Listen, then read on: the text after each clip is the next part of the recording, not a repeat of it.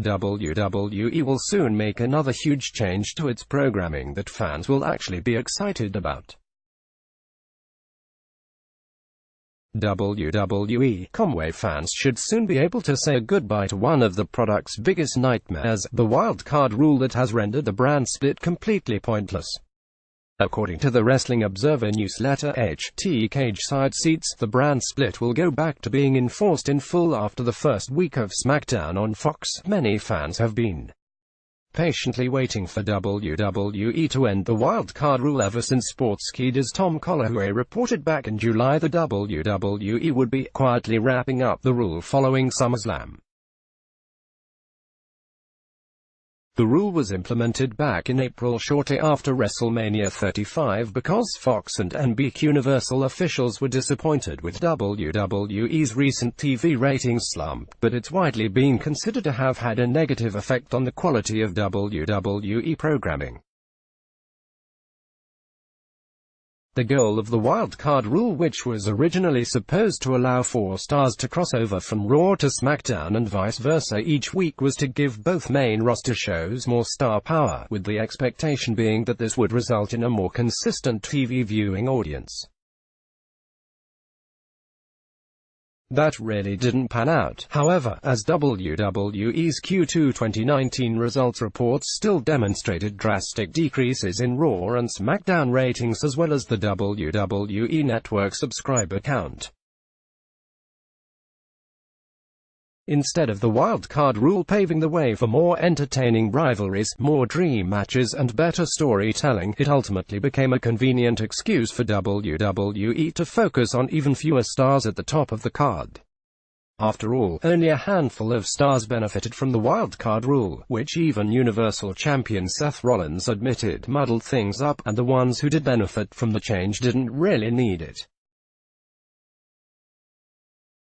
The wildcard rule, the requirements of which were quickly ignored by WWE, resulted in significantly more TV time for stars like Roman Reigns, Dolph Ziggler and Shane McMahon, which became infuriating to WWE's own stars and to wrestling fans across the world, as WWE wasted so many phenomenal talents due to the overall lack of time. 5 hours for both Raw and SmackDown may sound like an eternity, and it can certainly feel like one when you're watching both shows every week, but considering the sheer size of the roster, that, quite frankly, isn't nearly as much time as you might think, especially when a select few stars are appearing on both shows week in and week out.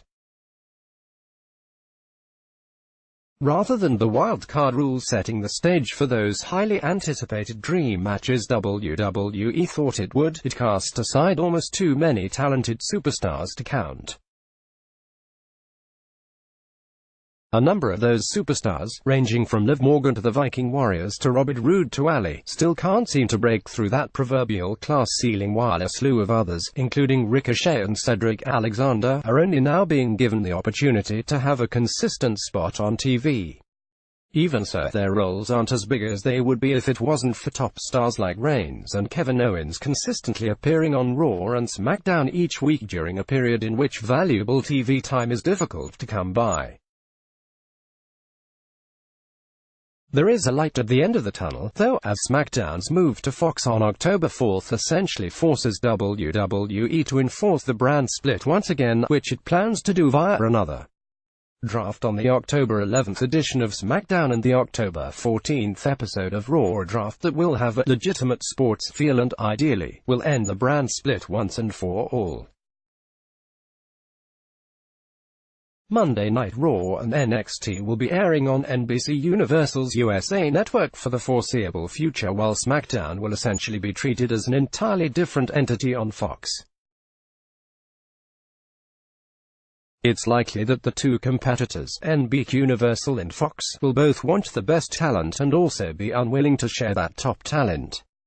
It appears that Fox is going to be the biggest beneficiary of that, as the widespread expectation is that SmackDown is going to be loaded up with many of WWE's biggest names, because the blue brand will be under so much pressure to deliver in the ratings department on its new home.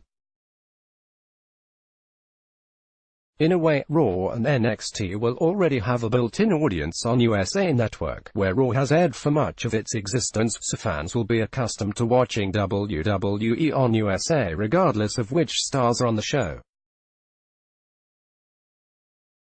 Fox, on the other hand, is entirely new territory for WWE, which means that, as evidenced by all the major names advertised for SmackDown's debut show, WWE wants to stack the show with as many blockbuster superstars as possible.